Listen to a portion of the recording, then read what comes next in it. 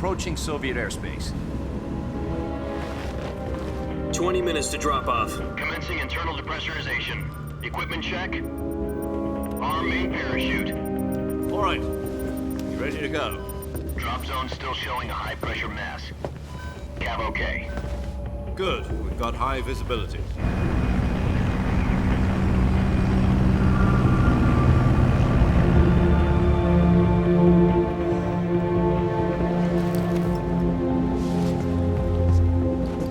Put out that cigar.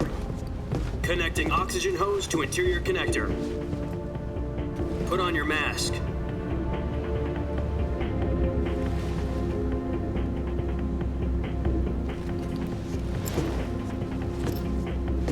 Does this panty waste know what he's doing?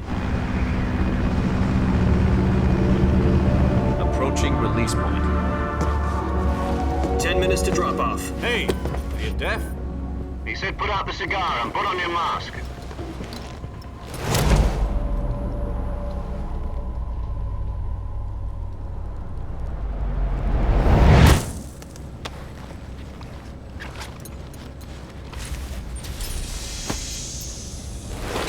Depressurization complete. Checking oxygen supply. 6 minutes to drop off. Opening rear hatch.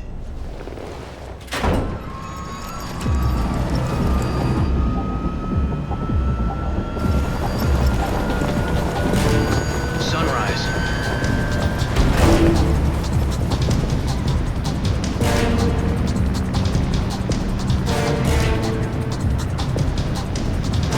External temperature minus 46 degrees Celsius. 2 minutes to drop off. Stand up. You'll be falling at 130 miles per hour. Try not to get frostbite from the wind chill. 1 minute to drop off. Move to the rear. Activate bailout bottle. This is one for the history books. The world's first halo jump. 10 seconds to drop off. Stand by. Status okay. All green. Prepare for drop off.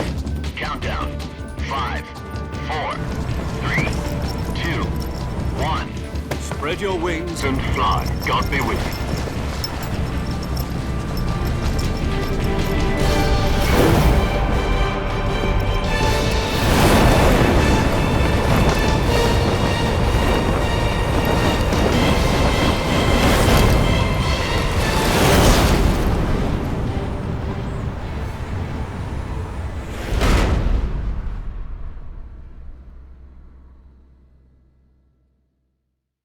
Jack, I've got some important news. The head of the CIA has finally given us the green light for the virtuous mission. Virtual mission? No, the virtuous mission. The future of our Fox unit depends on it. If it succeeds, we'll be officially organized into a unit. Virtuous mission? Sounds like some kind of initiation ritual. You know, don't get cocky. This isn't a training op. Right. So what exactly is this wonderful mission? Well, about 2 years ago, a certain Soviet scientist requested asylum in the West through one of our moles. His name is Nikolai Stepanovich Sokolov. He's head of the OKB 754 Design Bureau, one of the Soviets' top-secret weapon research facilities, and the East's foremost expert on weapons development. Sokolov? Isn't he that famous rocket scientist? The very same. On April the 12th, 1961, the Soviets achieved the first manned spaceflight in history. The Earth was blue, but there was no God. Well spoken. The rocket that carried Yuri Gagarin to orbit was the A-1, known as the Vostok rocket. Sokolov is said to be the man most responsible for the multi-engine cluster used in that rocket. After Gagarin's flight, Sokolov left rocket development to become the head of the newly established Design Bureau. From a lowly technician to head of a design bureau, that's quite a success story, so why do you want to defect? It seems he'd become afraid of his own creations. Afraid? Call it a crisis of conscience. And for that, he left his country and his family behind and went over the fence? Not exactly. One of his conditions was that his family was also to be taken safely to the West. We used a mole to get the family out first and succeeded in sneaking Sokolov over the Berlin Wall shortly afterwards. I was the one who conducted the operation. The security on the eastern side was still full of holes back then. Then what? We got Sokolov over in one piece, but the whole ordeal had left him exhausted, and we checked him into a hospital in West Berlin. It took him 2 weeks and more than 600 miles to get from the research facility in the Soviet Union to Berlin. He was in no condition to say anything coherent. And it was only a week later that we had something much bigger on our hands. The Cuban Missile.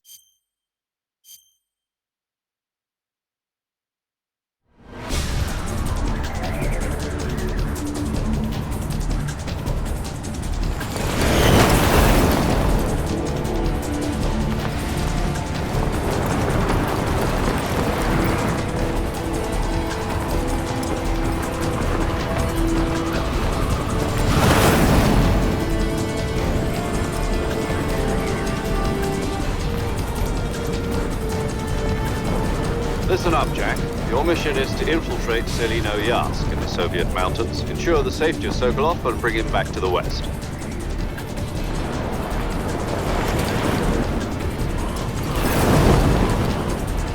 If we don't get Sokolov back before that weapon is complete, we'll be facing a major crisis.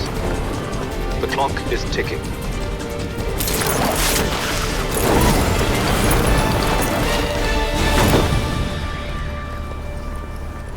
Once we've confirmed the rescue of Sokolov, stand by at the recovery point. A recovery balloon will be dropped at that point. Helium will be pumped into the balloon to inflate it. The process takes about 20 minutes. Once it's complete, the gunship's arm will latch onto the balloon and pull it up. The Fulton surface-to-air recovery system. I'm familiar with the theory. Take it easy. It's been combat-proven. Do you think Sokolov is up to it?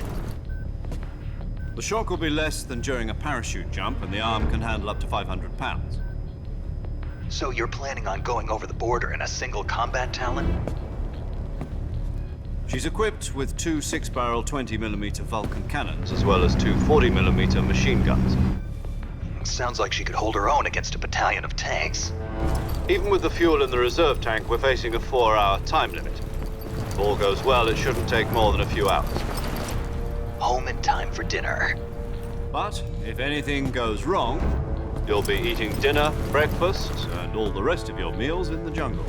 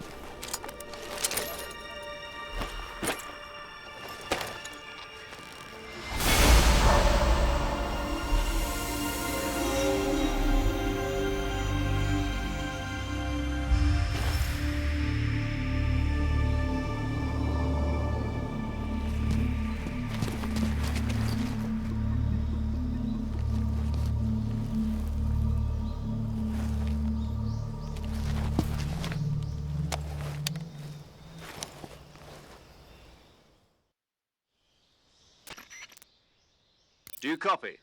You're already in enemy territory, and somebody might be listening in. From here on out, we'll be using code names to refer to each other. Your code name for this mission will be Naked Snake. I'll be referring to you as Snake from now on. You're not to mention your real name.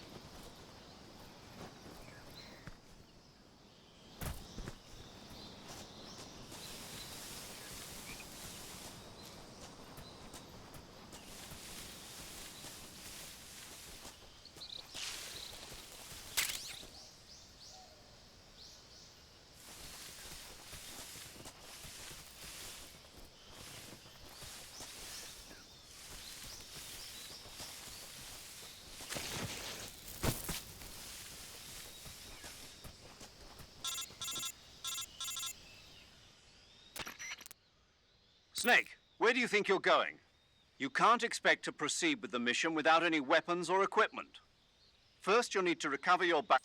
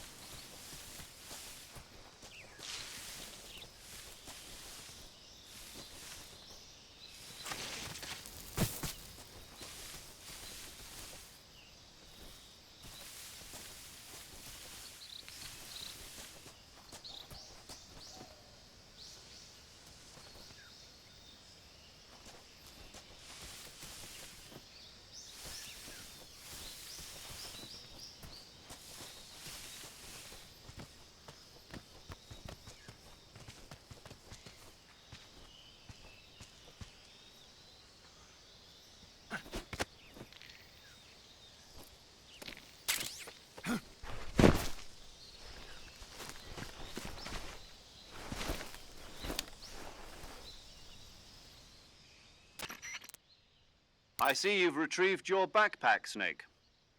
To equip